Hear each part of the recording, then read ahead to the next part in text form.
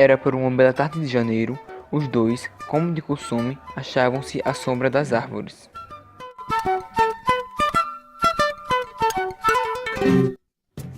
Perto delas, espalhadas no bargueiro, umas 3 ou 4 vacas e mais algumas redes estavam toçando tranquilamente o fresco capim da valada. Por que ela não te dá uma bezerra? Ela me dá uma bezerra? Bem que eu queria uma, tenho muita vontade de ter. Pois pode deixar, que eu mesmo hei de te dar uma novilha pintada que eu tinha. Eu vou embora mesmo, o que quero com criação? É o quê? Vai-se embora pra onde? Vou para o estudo, Margarida. Papai e mamãe querem que eu estude para ser padre, lá em Congonhas. Ah, Congonhas. Já ouvi falar dessa terra. É o lugar onde moram os padres santos. Qual longe? Tanta gente tem ido e vem outra vez. Quando eu voltar como padre, você há de ouvir minha primeira missa. Não há de ir, Margarida? Hei de ir. Eu te prometo que não irei confessar mais ninguém antes de você, Margarida. Os dois pararam e, com a fronte pendida para o chão, guardaram silêncio por alguns instantes. Foi Margarida quem interrompeu aquele triste silêncio. Meu Deus, são horas, já tá tarde. O que estamos fazendo aqui? Vamos, vamos! Eugênio era filho do capitão Francisco Antunes. Umbelina era uma matrona gorda e corada.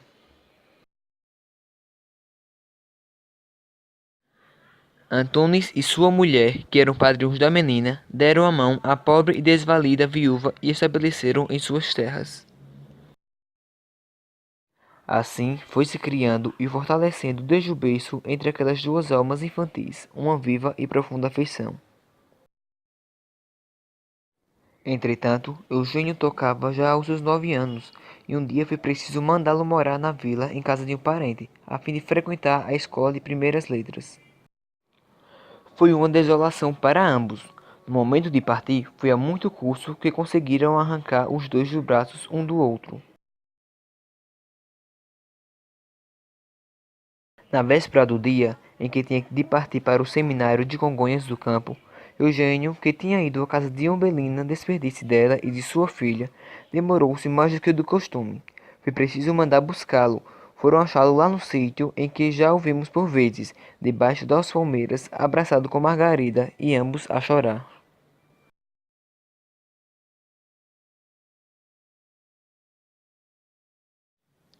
Que mudança radical de vida! Que meio tão diferente daquele em que até então tinha vivido.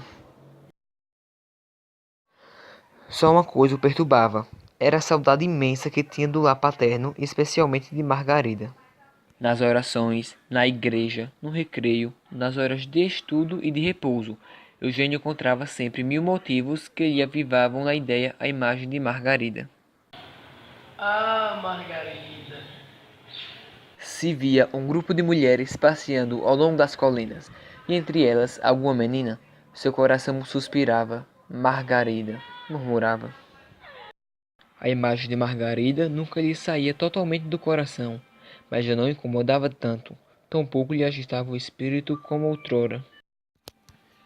Eugênio já tinha entrado para a terceira classe de latim, e começando a traduzir os livros dos Tristes de Ovídio e as Eclogas de Virgílio, sentiu-se tomado de um vivo gosto pela poesia. Eugênio se ocupava às vezes em escrever algumas coisas que não eram os seus temas de latim e escondia esses manuscritos.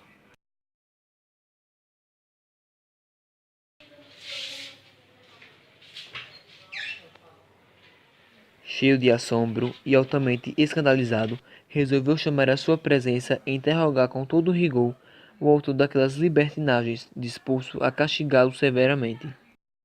Eugênio foi intimado pelo seu regente para comparecer no quarto do padre-mestre diretor. Então, senhor Eugênio, que papéis são estes? Não me responderá? Quando nós todos aqui tínhamos no conceito de melhor e mais bem comportados estudantes, calha em a máscara. O senhor não mostra que não é senão do tipo da mais rematada hipocrisia. O que quer dizer esta carta? Senhor padre, me perdoe, por favor. Está bem, não esteja a chorar. Aqui estão seus papéis, quero que os queime com as próprias mãos.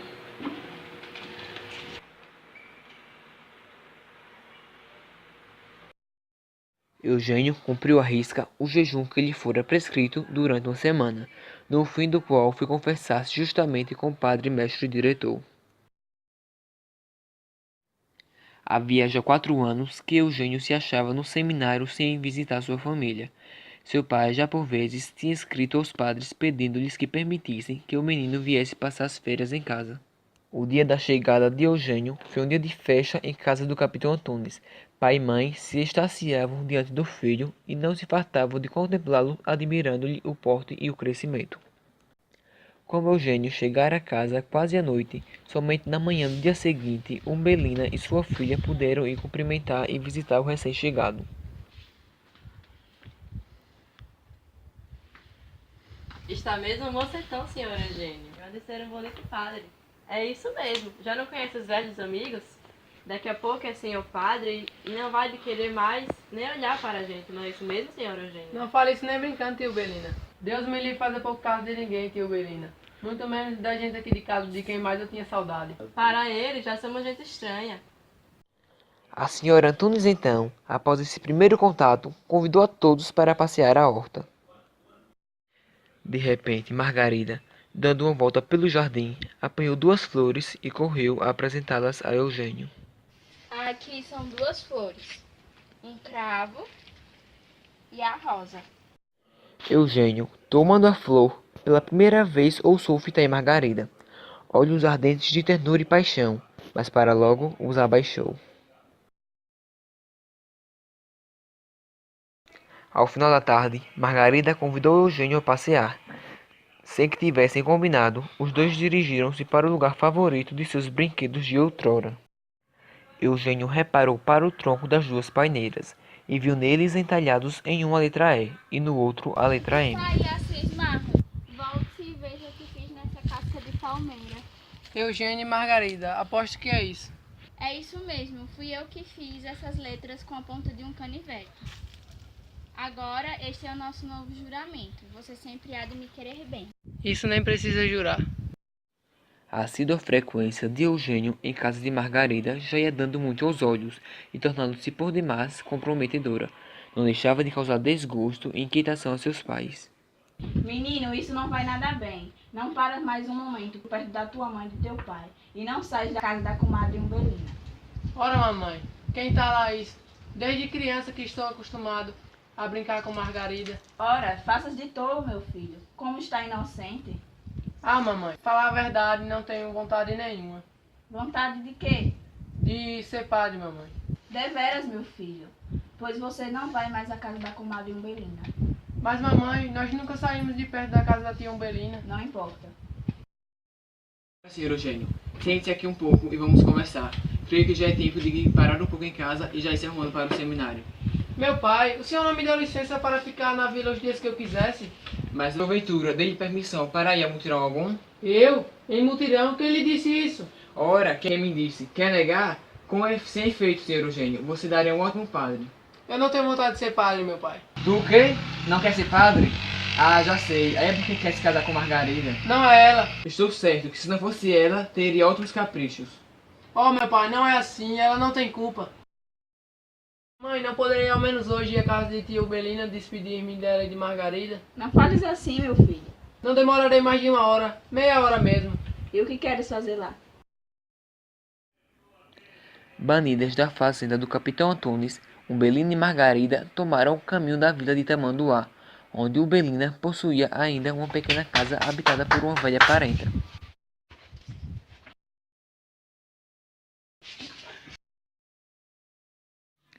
Com a mãe já bastante entrada em anos, Margarida assumira os serviços caseiros. Umbelina, cheia de desgostos, velhices e enfermidades, faleceu, deixando a pobre órfã mais desvalida e angustiada que nunca. Pediu então à velha tia que lhe chamasse o vigário. Queria confessar-se. E a senhora poderia pedir um padre para vir me confessar? Sim, minha filha. Era o padre Eugênio, filho do capitão Antunes, que acabava de chegar a Tamanduá investido de todas as ordens sacras. No outro dia, o padre Eugênio, em companhia de seus pais, pôs-se a caminho para a vila, triste e inquieto. Umbelina morreu, e a filha, como já sabe, casou-se e anda por aí. Ei, menino, vem cá.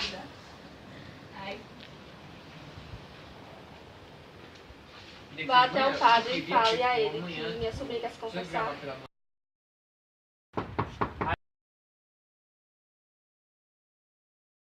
Não, padre, venho de uma parte de uma pobre mulher pedir para o senhor ir confessar uma pessoa que se acha morta. Mas o senhor vigário não está aí, ou qualquer outro sacerdote, filho? Na casa do senhor vigário disseram-me que foi fazer um batizado fora. Bem, não há remédio se não acudir a Maribunda. Maria mora muito longe a pessoa que tem de confessar? Não, senhor, é aqui mesmo na povoação, o senhor pode ir a pé. Espera aí um momento para ir comigo.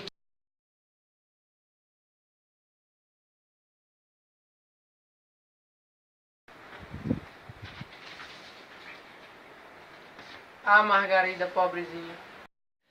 Desde o primeiro momento, Eugênio havia reconhecido que a enferma não era senão sua amiga de infância e paixão da mocidade, Margarida.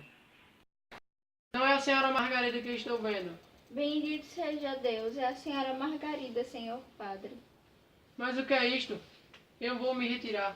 Adeus. Senhor padre, não se vá. Eu peço que o senhor fique, eu não sabia que o senhor estava na terra. Foram chamar o vigário e veio o senhor. Deus me livre morrer sem a confissão. Tenha piedade. Não parece. O que está sofrendo então? Sofro muito, muito. Mas agora já me sinto feliz, porque o senhor vai me confessar. Desamparada? Mas onde está seu marido? Marido? Eu nunca tive marido. A senhora se casou. Não, nunca. Quiseram me casar, mas eu nunca quis. No dia seguinte, perguntando-lhe seu pai quem era e como ia a pessoa a quem tinha ido confessar, respondeu laconicamente. É uma rapariga que não conheço. Não está em perigo. Ao avistá-la, o coração bateu-lhe uma fatal pancada. Quando Eugênia entrou, ela estava sentada na cama com o cotovelo sobre o travesseiro e a mão na face. Mas o que é isso, santo Deus? Está zombando de mim, Margarida? Eu zombar com o senhor padre? Julga-me capaz disso? Margarida, anjo meu, tenha piedade de mim. Lembra que sou padre. Que me importa? Eu sou tua irmã. O que eu mais quero é te dar um abraço antes de morrer.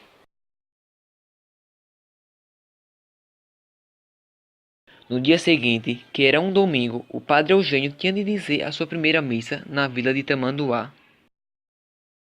Apenas o padre tinha acabado de fazer uma breve oração ao altar do consistório, quando a ele se dirigiu uma pobre velha. Ele pediu pelo amor de Deus para fazer a encomendação a uma cadáver que se ia dar à sepultura e que se achava no corpo da igreja. Vestiu a sobreliz, tomou o ritual e, acompanhado do sacristão, dirigiu-se para o corpo da igreja. Sobre um pobre caixão sem tampo, pobremente amortalhado, inteiriçava-se um corpo de mulher. Sua extrema palidez e o transtorno das feições, disse, Meu Deus. os passos cambaleantes, atravessou a multidão pasmada e saiu correndo pela porta principal. Estava louco, furioso.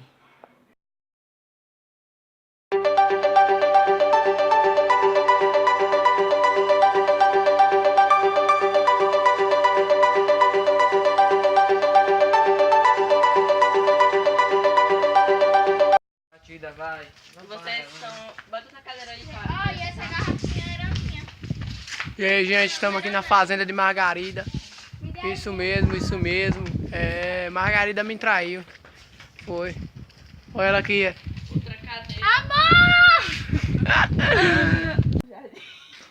Ah, pelo amor de Deus, Alvra!